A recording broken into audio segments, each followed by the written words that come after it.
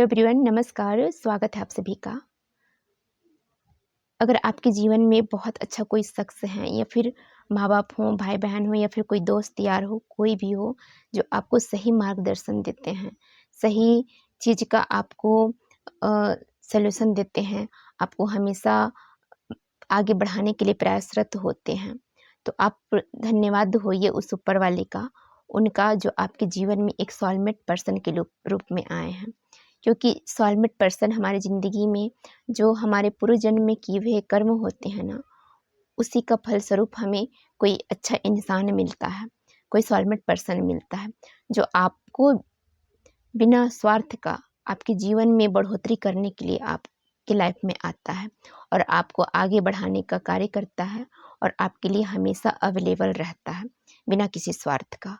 ना ही कोई स्वार्थ होता है, ना ही कुछ चीज़ें होती हैं, मगर वो सिर्फ़ ये चाहता है कि आप जीवन में आगे बढ़ें और अपने लाइफ में आप इतने आगे बढ़ जाएँ कि कभी किसी के सामने आपको झुकना ना पड़े। अगर ऐसे शख्स आपके जीवन में आ चुके हैं ना, तो आप उनको दिल से धन्यवाद दीजिए, क्योंकि वो आपके पूर्व जन्म का ही कर्म आपके पास में लौट कर आए हैं।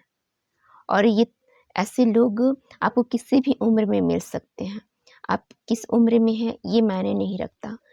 और सोलमेट पर्सन एक अलग चीज़ होता है, शादी एक अलग व्यवस्था होती है। शादी हमारी सामाजिक व्यवस्था है, जो सामाजिक रूप से आगे बढ़ाने का कार्य करता है और किसी सोलमेट पर्सन से मिलना वो हमारा पूर्व जन्म के कर्म का नतीजा होता है।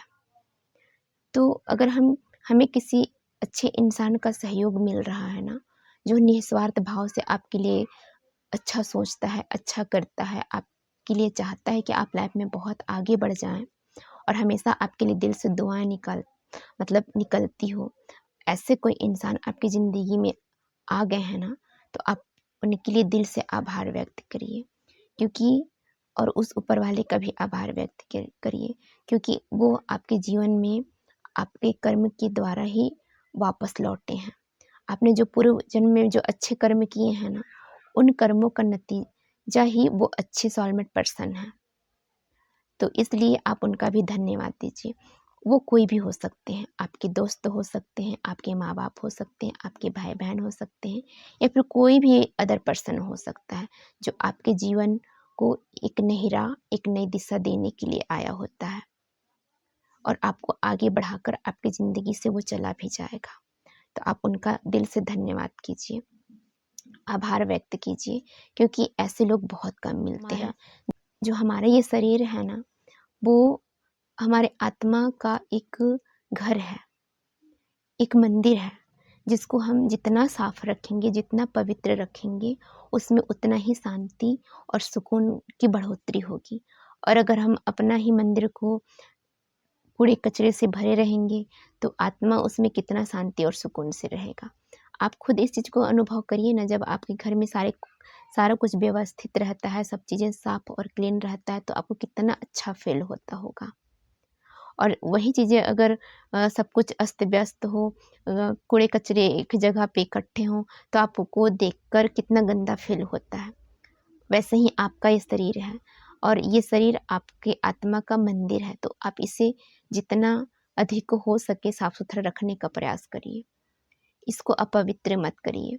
हाँ, हो सकता है कि कभी कुछ जाने-अनजाने में आपसे कुछ गलती हो भी गई हो, जब आपको चीज़ें समझ में नहीं थी तब, तो उस चीज़ को आप भूल जाइए। लेकिन अगर आप समझदार हो गए हैं, उसके बाद भी आप गलती कर रहे हैं ना, तो आप अधर्म की ओर जा रहे हैं। क्योंकि जो भी हम कर्म करते हैं ना, उसका नतीजा तो हमें मिलना ही है ना। तो हम पचासों लोगों से जो ये संबंध बना कर रखते हैं ना, तो सोचिए कि आप अपना क्या गति कर रहे हैं। क्योंकि एक इंसान से इंसान रिलेशनशिप में आता है, दूसरे से आता है, तीसरे से आता है। सबका बॉडी का एनर्जी अलग है, सबके थॉट प्रोसेस अलग है, सबका रहन-सहन अलग है और सबके साथ में आप अटैचमेंट हो रहे हो, तो सामने वाले की जो भी एनर्जी है वो आप में तो ट्रांसफ़र होगी ही ना।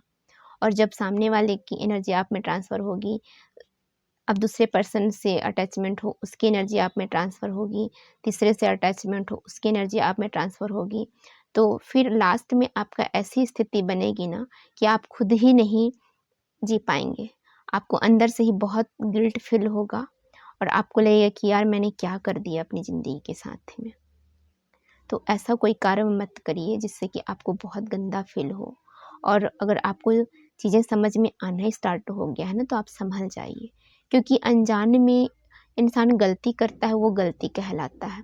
लेकिन जो जानबूझकर गलती करे तो फिर तो वो पनिशमेंट का हकदार हो जाता है ना। अगर आपको ये वीडियो मिल रही है ना, तो चीज़ें आपको क्लियर हो जाएँगी।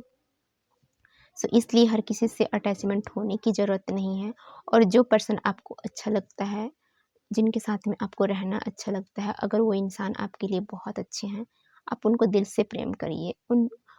हाँ, होता है कि हम जिनसे प्रेम करते हैं उन्हें देखकर हमें सुकून का एहसास होता है, अच्छा लगता है, बातचीत अगर हो जाती है तो बहुत अच्छा लगता है। हमें भी लगता है कि कभी हम उनके करीब जाएँ, ऐसा वाली फीलिंग आती है। लेकिन हम एक बंधन में बंधे हुए हैं ना, हम हर किसी के नज़दीक तो नहीं जा सकते। तो इस चीज़ का भी आप ध्यान रखिए। और मैं तो ये बोलूँगी कि आप कर्म के बंधन में ज़्यादा मत बंधिए, हर किसी से अटैचमेंट मत होइए, क्योंकि सब कुछ का यहाँ पे भुगतान करके जाना है। अगर आप हर किसी से अटैचमेंट हो रहे हैं ना, तो आप अधर्म में जा रहे हैं। एक चीज़ हमेशा ध्यान में रखिए कि जो कुछ भी चीज़ें हमें छुपाकर करना पड़ रहा है, वो अधर्म की चीज़ें हैं। तो आप इन चीज़ों से बच कर रहिए, क्योंकि आप जितने ज़्यादा लोगों के कनेक्ट में आएँगे, उतना ही आपका वाइब्रेशन लो होगा। और लोग बोलते हैं ना कि अरे ये सब कहने की बातें हैं, मैं इन सब चीज़ों को नहीं मानता। तो एक पल ऐसा आएगा कि आपको लगेगा कि मैं अंदर से, मुझे सिर्फ़ शांति चाहिए। आपके पास में करोड़ों का घर रहेगा ना, आप करोड़ों की कार पे चल रहे होंगे, लेकिन आप आंतरिक रूप से शांत नहीं रहेंगे, आप अशांत रहेंगे, परेशान रहेंगे, एंग्ज़ायटी, डिप्रेशन में आप रहेंगे, तो आपको उन चीज़ों का आनंद आएगा ही नहीं। आप फ़ील ही नहीं कर पाएँगे चीज़ों को कि मैं करोड़ों की गाड़ी में चल रहा हूँ या फिर मैं करोड़ों के घर में हूँ। आपको सुकून का एहसास ही नहीं होगा, और आपका मन ही आपको इतना ज़्यादा तकलीफ़ में डाल देगा कि इंसान को समझ में नहीं आता है कि मैं क्या गलत कर रहा हूँ, क्या सही कर रहा हूँ, और वो गलत चीज़ों में पड़ जाता है। और ऐसे-ऐसे चीज़ हो जाते हैं, ऐसे-ऐसे केस हो जाते हैं कि इंसान सुसाइड कर बैठता है। वो आपका मन ही आपको पनिश करेगा। आपकी आत्मा ही आपको तकलीफ़ और दर्द का एहसास दिलाएगा। उस टाइम पे आपको लगेगा कि मेरे साथ में क्या हो रहा है?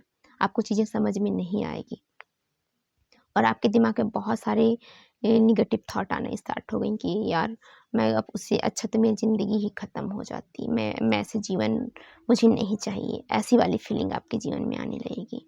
तो इसलिए आप अपने कर्मों को सुधारिए, क्योंकि अगर आप अच्छे रहेंगे, आपका कर्म अच्छा रहेगा, तो आपके दिमाग में अच्छे थॉट आएँगे, अच्छे लोगों के साथ में आप कनेक्ट रहेंगे, तो आपको अच्छा भी लगेगा, आपको आंतरिक रूप से शांति का अनुभव होगा।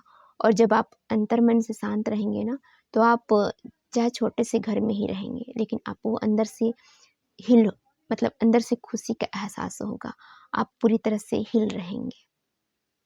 सो इसलिए यहाँ पे सब कुछ कर्म का खेल है।